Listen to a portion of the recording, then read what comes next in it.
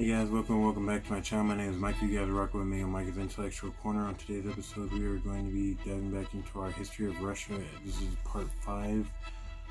Without further ado, we're just going to dive right into this one.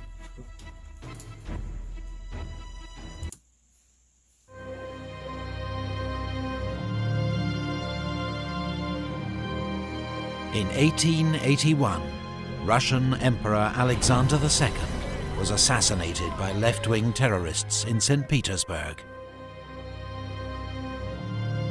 Today, the place where he was fatally wounded is marked by the magnificent Church of the Saviour on Spilled Blood. Alexander II had been a reformer, hailed as the liberator for freeing Russia's serfs. Yeah, except freedom came at a cost of nothing because, what he pretty much made the serfs work off their freedom, which essentially made them slaves again, so. Hailed as the liberator for freeing Russia's serfs. But his son and successor, Alexander III, believed his father's reforms had unleashed dangerous forces within Russia that ultimately led to his death.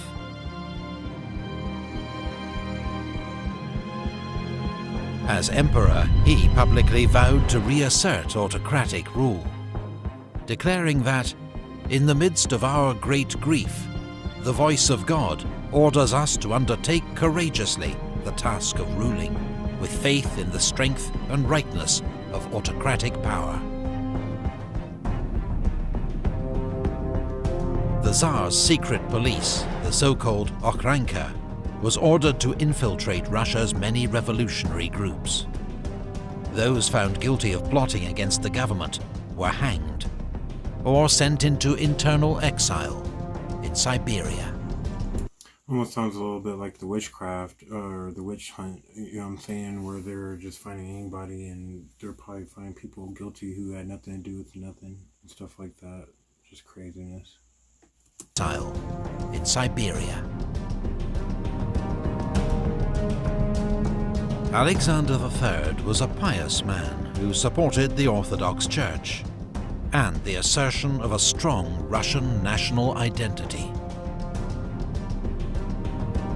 Russia's Jews became victims of this policy. They'd already been targeted in murderous race riots known as pogroms, after false rumors were spread that they were responsible for the assassination of the emperor.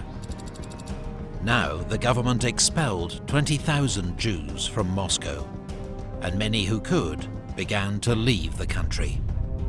Over the next 40 years, around 2 million Jews would leave Russia, most bound for the USA. Concerned by the growing power of Germany, Russia signed an alliance with France, both sides promising military aid if the other was attacked. Sergei Witte was appointed Russia's new Minister of Finance. His reforms helped to modernize the Russian economy and encourage foreign investment, particularly from its new ally, France. French loans helped Russia to develop its industry and infrastructure. Work began on the Trans-Siberian Railway. Completed in 1916, it remains the world's longest railway line, running 5,772 miles, from Moscow to Vladivostok. Yeah, that probably took like weeks to travel it alone like that. A long freaking way. That's like I want to say almost twice as long as the United States, as wide as we are, and you can tell those freaking tracks were probably big as hell because of the snow drift and everything else out there in Siberia. Just crazy. From Moscow to Vladivostok. Alexander III was succeeded by his son, Nicholas II.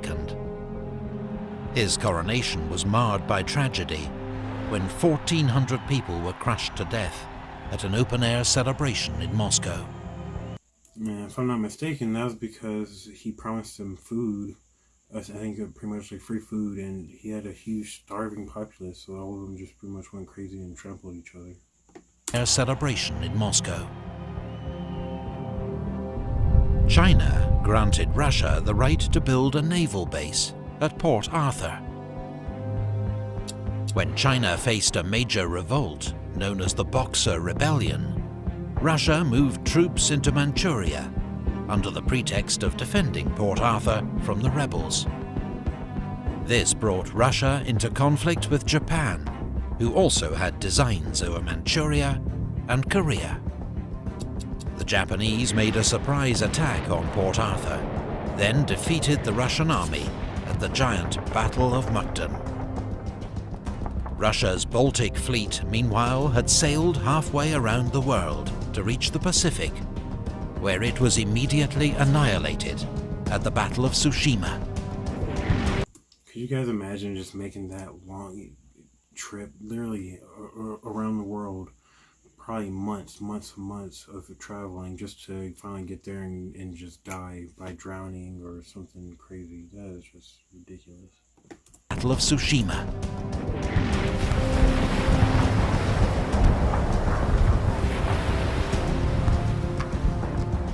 Russia was left with no option but to sign a humiliating peace, brokered by US President Theodore Roosevelt. Meanwhile, the Tsar faced another crisis much closer to home. In St. Petersburg, a strike by steel workers had escalated, and plans were made for a mass demonstration. Tens of thousands of protesters marched to the Winter Palace to present a petition to the Tsar, asking for better workers' rights and more political freedom. But instead, troops opened fire on the crowds, killing more than 100. Bloody Sunday, as it became known, led to more strikes and unrest across the country. Yeah, but if I'm not mistaken, he wasn't even there in St. Petersburg for that attack on them, pretty much. He wasn't even, like, nowhere near the city. But it made it a lot worse, I'm pretty sure, because it was led by a priest, and they were being, like, really cordial and really nice about it, and they're just asking for help, and yeah. So it really was not a good look. Unrest across the country. The crew of the battleship Potemkin mutinied, killing their officers and taking control of the ship. To defuse the crisis, Nicholas II reluctantly issued the October Manifesto, drafted under the supervision of Sergei Witte. It promised an elected assembly and new political rights, including freedom of speech, and was welcomed by most moderates. Russia's first constitution was drafted the next year. For the first time, the Tsar would share power with an elected assembly, the State Duma, though the Tsar had the right to veto its legislation and dissolve it at any time. Sergei Witte finally lost the Tsar's confidence and was dismissed. The Tsar's new Prime Minister, Stolypin. See, and that would have been a really good system in play for him, because it would have helped him to not only share the blame on whenever stuff eventually gets, kind of out of hand like it's about to, but, you know what I'm saying. Tsar's new Prime Minister, Stolypin, introduced land reforms to help the peasants, while dealing severely with Russia's would-be revolutionaries, so much so that the hangman's noose got a new nickname, Stolypin's necktie. But having survived several attempts on his life, Stolypin was shot and killed by an assassin at the Kiev Opera House. Meanwhile, Grigory Rasputin, a Siberian faith healer, had joined the imperial family's inner circle, thanks to his unique ability to ease the suffering of the Tsar's hemophiliac son, Alexei. Despite sporadic... Yeah, and you already know there's going to be a whole freaking 2-hour long thing on Rasputin, video on Rasputin. That was something else. Alexei. Despite sporadic acts of terrorism, Russia now had the fastest growing economy in Europe. Agricultural and industrial output were on the rise. Most ordinary Russians remained loyal to the Tsar and his family. Russia's future seemed bright.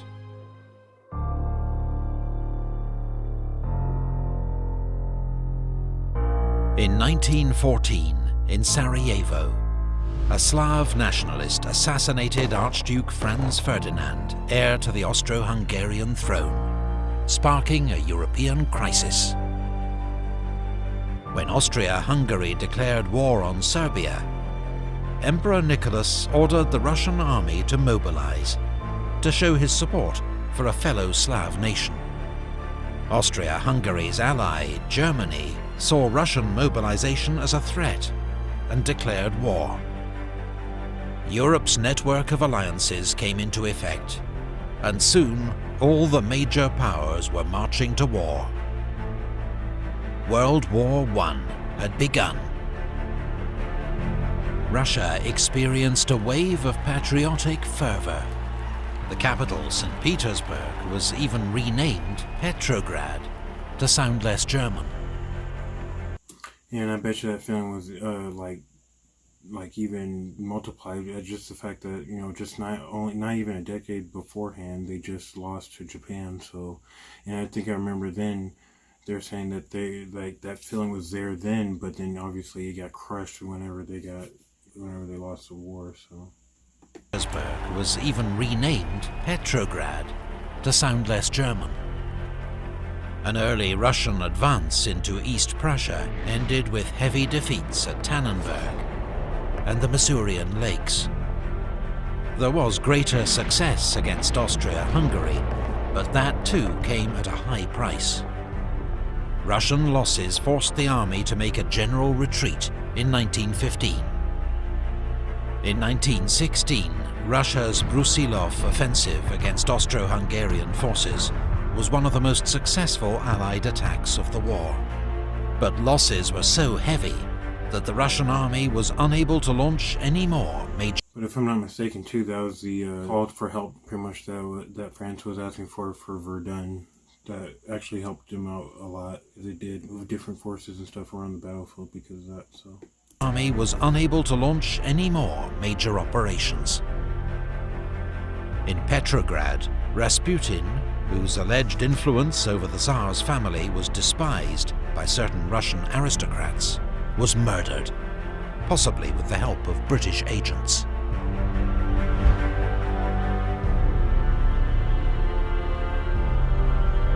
The war put intolerable strains on Russia.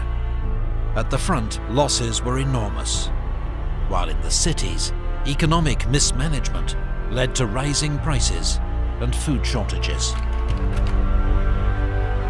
In Petrograd, the workers' frustration led to strikes and demonstrations. Troops ordered to disperse the crowds refused and joined the protesters instead. The government had lost control of the capital. On board the imperial train at Puskov, senior politicians and generals told the emperor he must abdicate, or Russia would descend into anarchy and lose the war. Nicholas accepted their advice and renounced the throne in favor of his brother, Grand Duke Michael, who effectively declined the offer. Yeah, if I'm not mistaken too, this all happened on a train while he was on his way back to Petrograd. So by the time, he got on the train a Tsar, and by the time he got off, he wasn't Tsar anymore, pretty much. Effectively declined the offer. 400 years of Romanov rule were at an end. Russia was now a republic. A provisional government took power, but could not halt Russia's slide into economic and military chaos. Workers, soldiers and peasants elected their own councils, known as Soviets. The Petrograd Soviet was so powerful it was effectively a rival government, especially as discontent with the provisional government continued to grow. The Bolsheviks, under Vladimir Lenin, attracted growing support, with their radical proposals for an immediate end to the war, the redistribution of land, and transfer of power to the Soviets. In October, they launched a coup, masterminded by Leon Trotsky. Bolshevik Red Guards stormed the Winter Palace, where the provisional government met, and arrested its members. Yeah, and if you guys know anything about Leon Trotsky, he was actually a really good military leader too. He was pretty much the reason why the Red Army, he beat, the White Army and the the Allied Army that was sent to help the White Army beat the Red Army, and was able to win. But obviously we know what happened to him afterwards. Stalin kind of took him out in Switzerland. So Lenin and the Bolsheviks were now in charge. Russia had been thrown upon a bold and dangerous course. Under a Marxist-inspired revolutionary party, it would now seek to create the world's first communist state. But first, it would have to survive the chaos and slaughter of one of history's bloodiest civil wars.